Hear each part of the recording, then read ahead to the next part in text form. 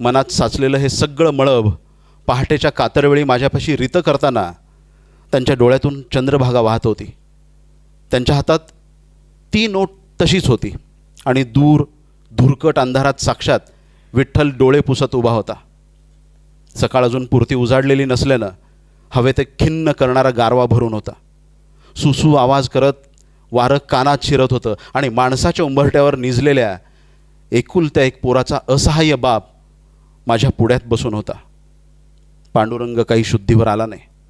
दिवस जातच राहिले तसे पांडुरंगाचे वडील ICUत जाणाऱ्या प्रत्येक माणसास विचारू लागले, आमच्या पांडुरंगानं डोळे उघडले का हो? हा प्रश्न विचारताना त्यांच्या डोळ्यात पाणी तरळलेलं असे. आमच्या पोराचा हातपाय हल्ले, त्यानं काही हालचाल केली का हो? काही हाक मारली? आईचा धावा केला का? अण्णा अण्णा म्हणून हाक मारतच दचकून जागा झाला का हो?